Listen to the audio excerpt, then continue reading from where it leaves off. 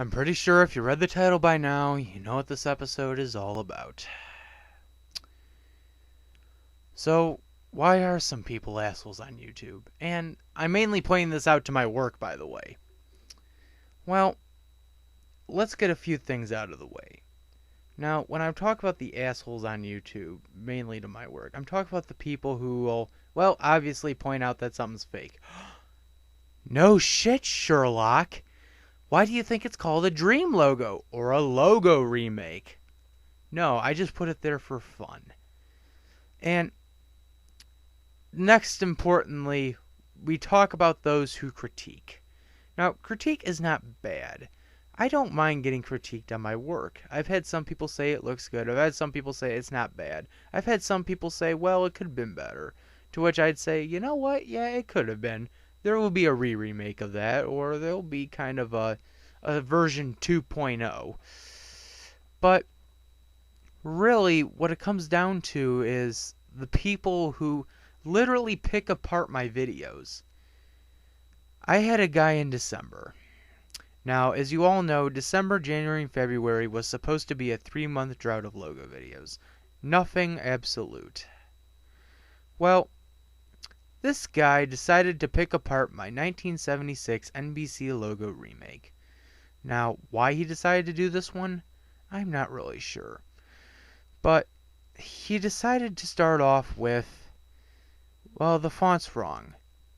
Well, let me get something out of the way. We work on these videos so fast that sometimes we don't notice mistakes till after they're made. These happen all the time, especially when it comes to the logo videos. Sometimes, yeah, in mini reviews I'll make a flub up, but even then when I make a flub up, I'll actually go through the videos several times. Like, mainly, let me give an example. The McJuggernuggets review. Do you know how many times I recorded that? 3. 3 times I recorded that episode. The last time I recorded the episode was in the morning of the air date. Yeah, that's how close we get to scheduling these people. We finished the video like the day of the air date. In fact, this video right now, as it's being recorded, it is 8 minutes to the day it's supposed to be aired. Isn't that just really jarring to you? Originally, this was being done all in video, and the video was actually like 26 minutes long, but I cut it down. And I decided that instead of actually like using that video to bash the people, I would decide to do this audio-wise. And instead of bashing them, I would just kind of give my reasoning. So, again, we all make mistakes. The logo videos, yeah, have mistakes sometimes. Sometimes it's because the file has a mistake on it that I don't even notice.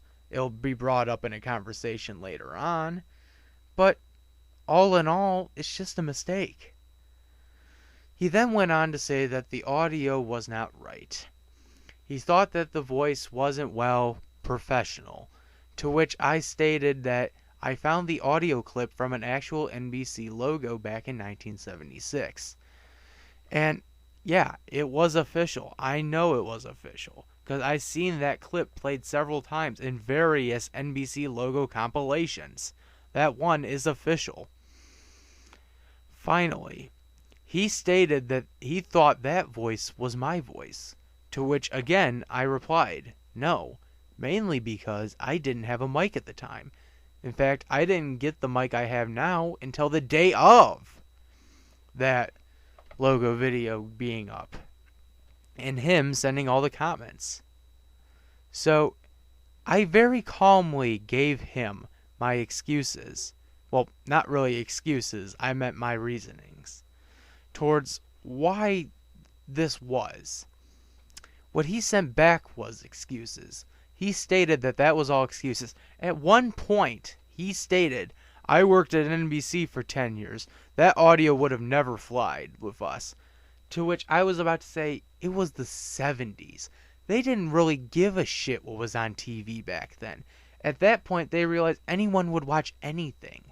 It's not like it is now where we have the internet, where we have just, anything else. We have film. We have, our phones. We could go out and actually talk to people. So, again, I was being calm about all this. And I gave him again my fair reasoning. I said, okay, you can be entitled to your opinion, but don't ruin it for everyone else. And even then, I still got excuses. Like, you did not get it, did you? I did not have a mic at the time. That is not my voice. If it was my voice would be like it is sounding right now. The font, yeah, I can admit that was a mistake, but you know what? The real mistake was not noticing that it was a mistake until then. So, eventually I blocked the guy, and I usually don't block. When I block someone because eventually I can't win the argument anymore, and at that point I'm too tired to argue anymore, and I decide it's not worth it to argue and block them. The next story happened literally a few weeks later, still during the 3-month drought, or what was proposed the 3-month drought. This was actually the asshole who ruined the 3-month drought. He sent me a comment asking me if I was going to work on the 2012 Paramount logo, to which I replied to him, possibly in March. Mainly, I didn't know if I was actually going to pull it off because I didn't know if Aaron or Justin could pull it off, or even Ethan. I don't know if those three could pull off that logo video as much as I could. Usually, yes, I kind of rely on those three a lot more nowadays as I used to rely on myself. Mainly because, in actuality, the logo videos are, well, kind of burnt out videos for me. Yeah, I feel more burnt out making logo videos than mini reviews. Surprising, huh? So, I gave him a fair answer saying maybe in March. He went, okay.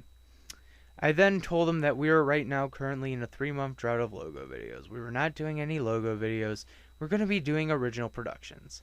And at the time, we were just working out our TVC Studios Rewind run, which was going to last all throughout December and into the start of January. Well, what did he do then? He stated in a comment literally a few days later that the non-logo videos sucked, to which I had to reply, you know, man, you just don't get it, do you? There is not going to be any more logo videos. And he just kept going on with stuff like that, just saying that they sucked. Eventually, January hit. I had enough of this. I eventually decided to give in and gave the logo videos back.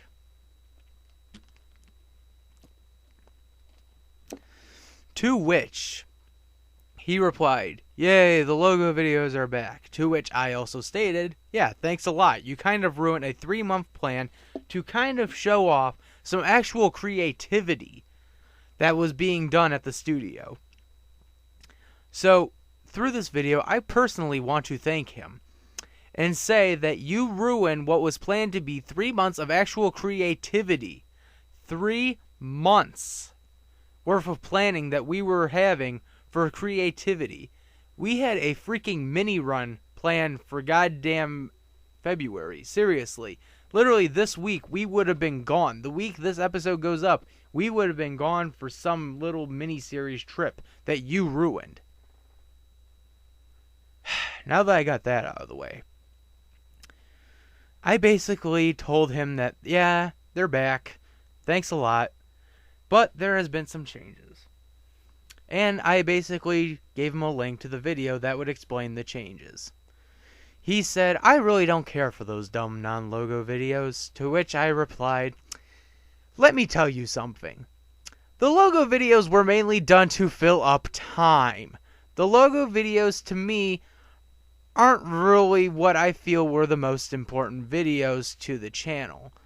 Yeah, they seem important now, but to be honest, inside my head, they seem more like filler. They're the filler videos.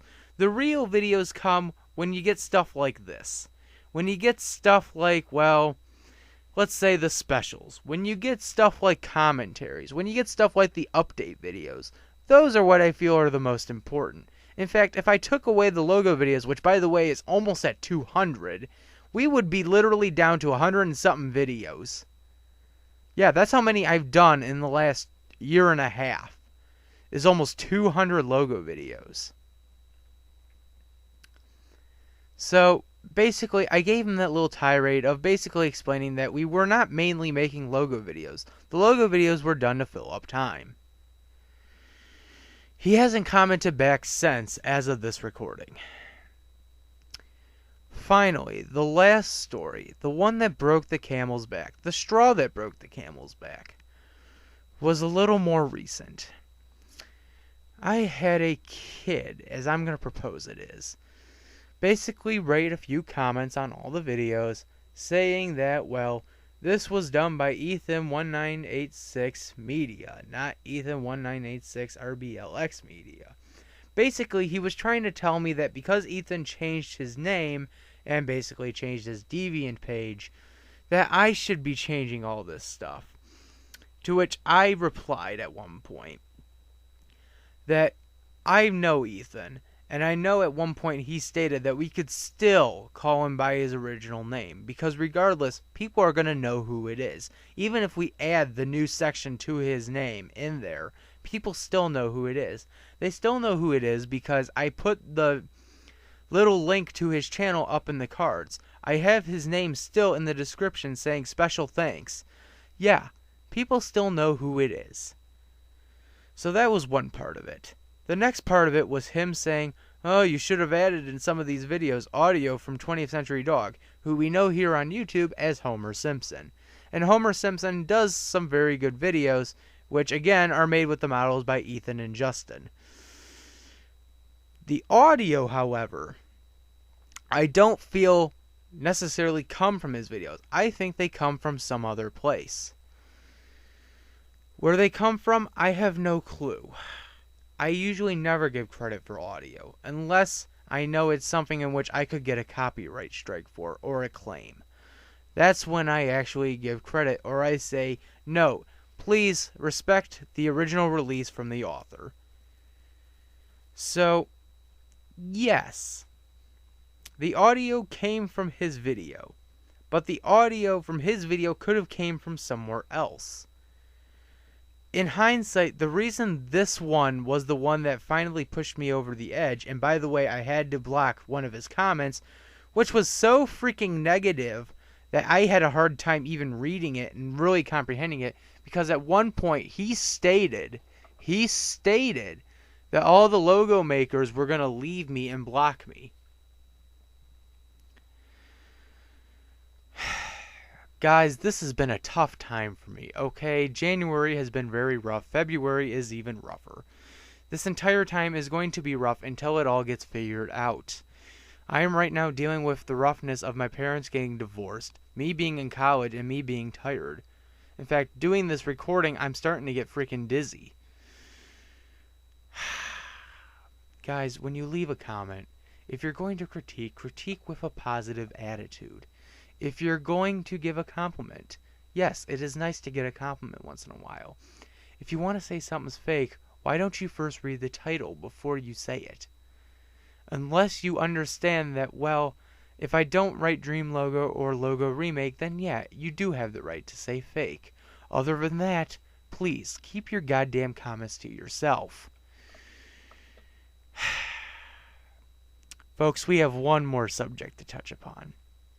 And that is the where's the fair use subject. Doug Walker's been talking about this. Alpha Omega Sin's been talking about this.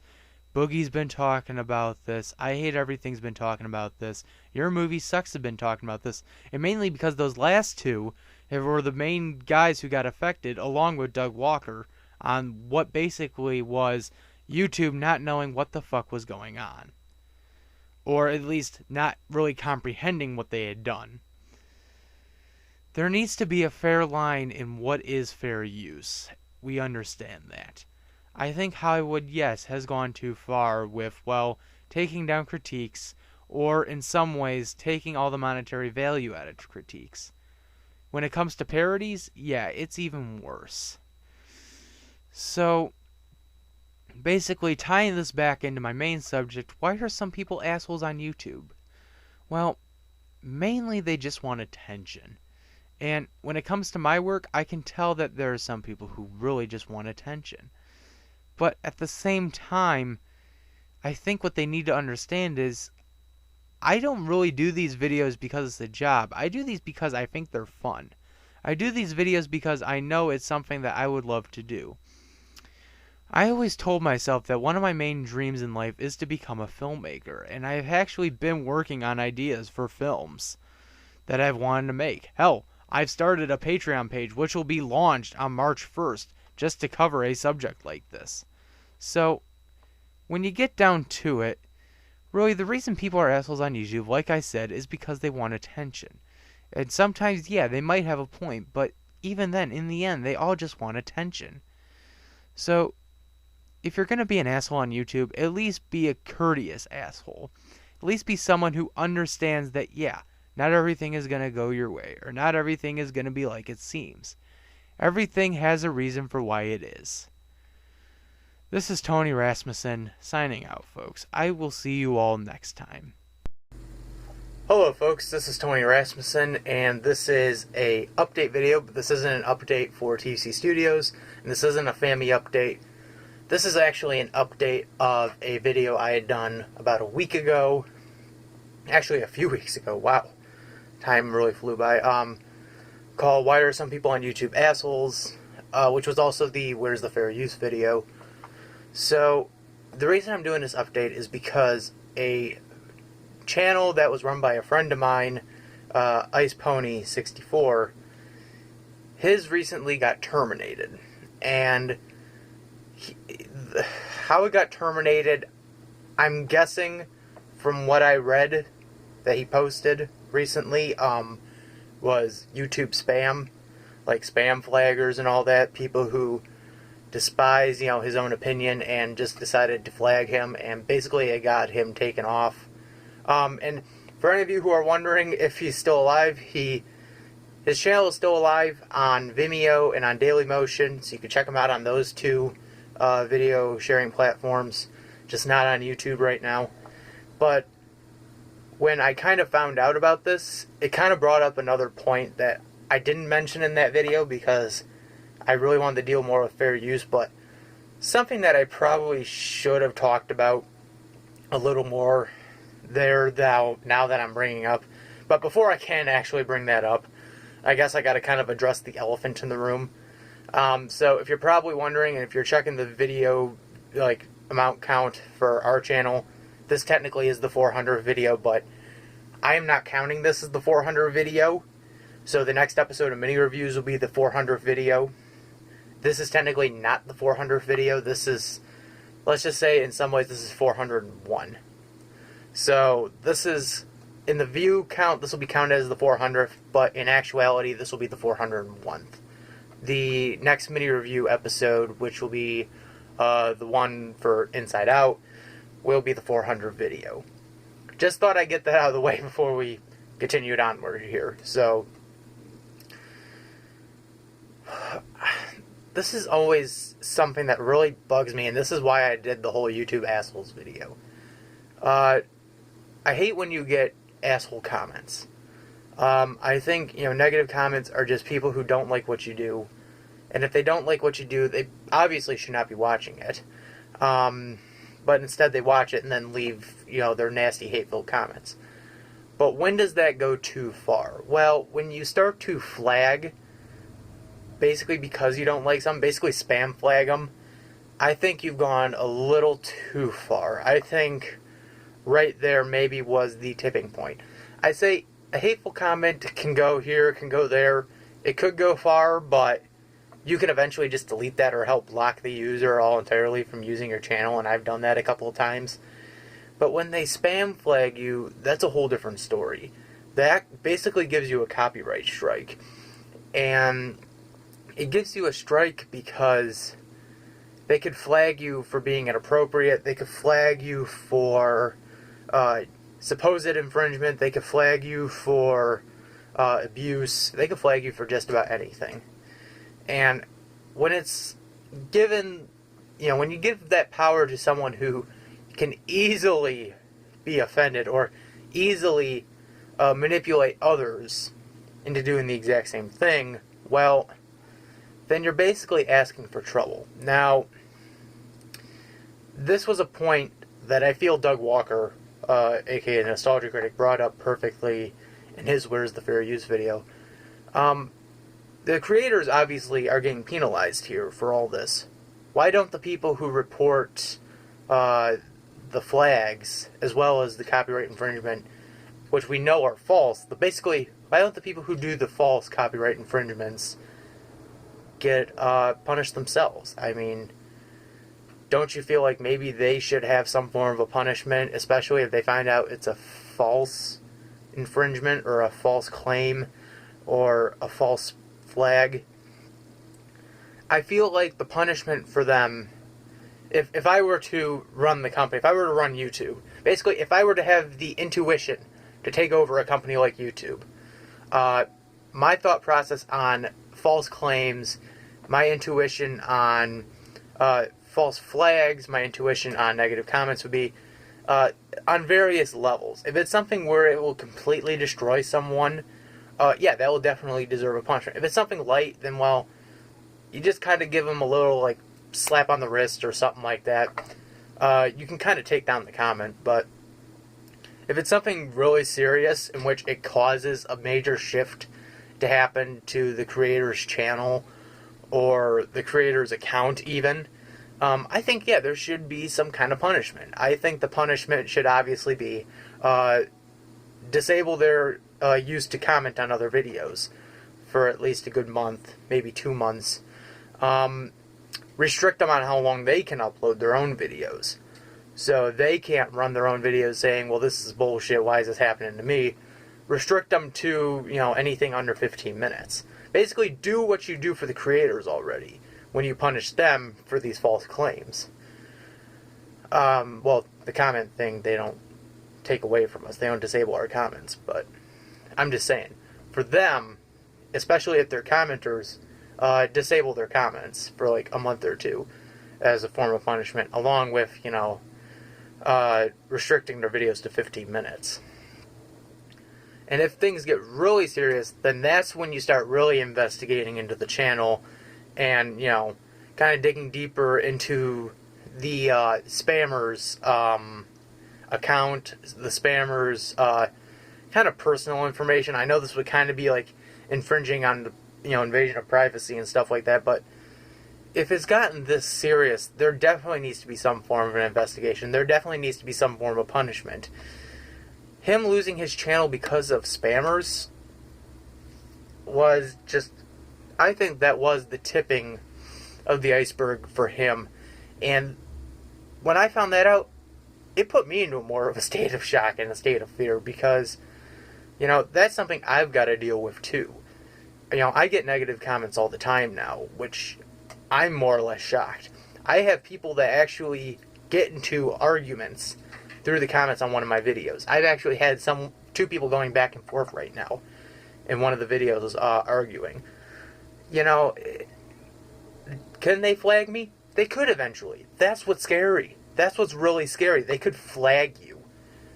And you have no way of either fighting it, or you have no way of really, just proving that it was false. There's no way you could tell, if it was false or not, and there's no way you can really fight it if it was. So, yeah, that is scary. But to basically wrap stuff up here, it is one of the scariest things you can ever think of, is the day your channel will eventually get terminated because of all this stupid stuff. His getting terminated basically opened my eyes and made me completely nervous. Basically, when I get to my big announcement on March 18th, when you guys hear that announcement, whatever I'm saying, it will now make perfect context after listening to this of what I'm about to do. Because it just is scary to think about. Him losing his channel is very sad. He's a very creative guy. I really enjoy his work. Once again, IcePony64. You can find him on Vimeo. You can find him on Dailymotion under probably some ulterior names of Ice Lucario, or I believe the other one is Yoshi HD. So my condolences to him. He did really great stuff. He is a good friend of mine, along with Justin, Ethan, and Aaron. Those 3 other channels too, I would also fear for if they got taken down, because they also do creative stuff. But to wrap things up, folks, this is Tony. I'm signing out. Once again, yes, this is technically the 400th, but I'm not counting it as the 400th video. I will see you guys on March 18th. Take care, everyone. Hey guys, this is Tony. This is the last of the, what I'm going to claim is YouTube video trilogy. Yeah. So, I'm going to give 3 stories of copyright claims I had to deal with on the channel since I started way back in 2014. So, the first story, and I'm going to do these from less relevant to most relevant, by the way. So the first story was actually a few weeks ago.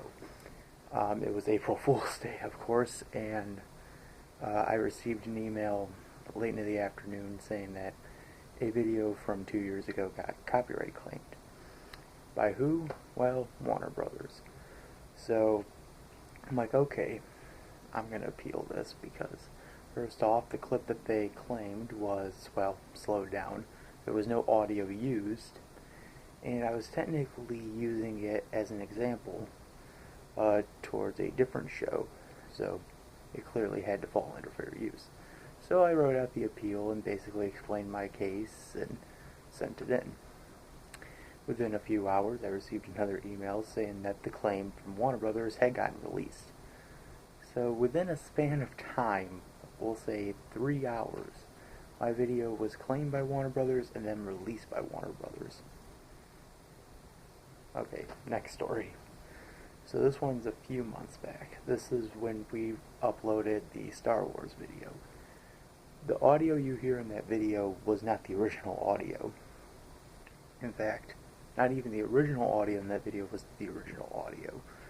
Originally, when we had edited the video, we had actually put in the real John Williams theme. And what basically happened was, the minute it went up, it got claimed by Sony.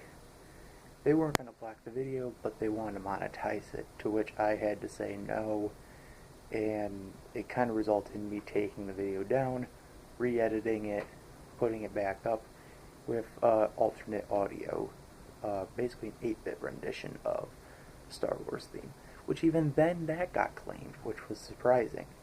So then I had to take that one down, re-edit it. Actually, no, I did not take that one down. That one just got claimed. What I ended up doing is I put it through the YouTube editor, put a different track over it, the claim dropped, and that was it. An 8-bit rendition of the same piece of music got claimed. How does that happen?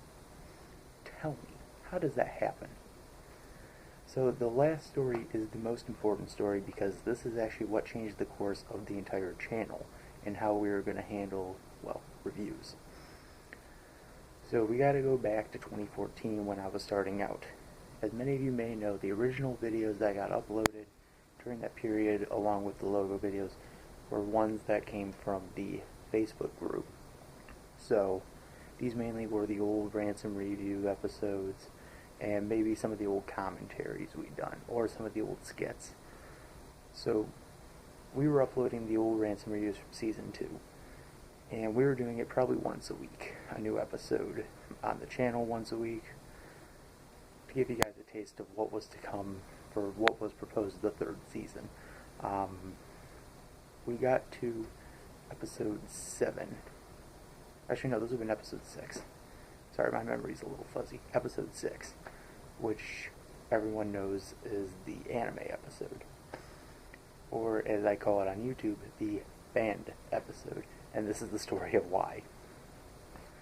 So we uploaded it in first at full, and it immediately got claimed within a few hours by Stars. I stood there kind of confused, trying to figure out why, and then I kind of figured out it was from the Astro Boy clip. So I took it down, re-edited it. I basically shortened that Astro Boy clip because I guess we played a little bit of the intro over following the commentary track. So I re-upload it. It gets claimed again. but this time it's blocked worldwide. Who did it? Funimation. Funimation blocked the video and claimed it because of the use of the song Tank, which everyone knows is the theme to Cowboy Bebop. And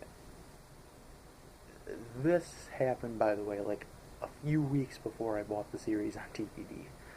So the only thing I had was the first episode on my computer, which I'd gotten online. So I had two decisions. I could go back, re-edit it again, which I did, and it still got claimed, or I could take it down. So, like I said, I went back, I re-edited it, I shortened that intro, still got claimed, still got blocked. I eventually just took it down and did not deal with it anymore. So that video will never be seen, ever. I have never decided to release it again. So, what was the big change that came out of this? Well, this is why we do clipless reviews now. This is why we don't show clips, we'll show images, or I'll just do what I'm doing right now.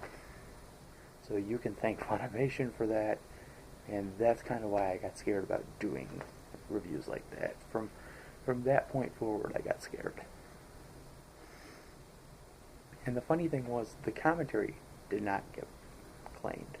Neither did the ending of the season 3 premiere, because we ended up using the Real Folk Blues, which is the end credits theme to that show. Didn't happen, but it happened with that episode in particular.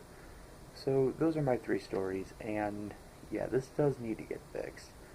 Because people like myself, Doug Walker, Alex, I Hate Everything, we are definitely getting hurt. And if something doesn't change, we are eventually going to leave. I have a sense that everyone's going to leave YouTube eventually. So with all that said, this is Tony, folks, signing out. I will see you all next time.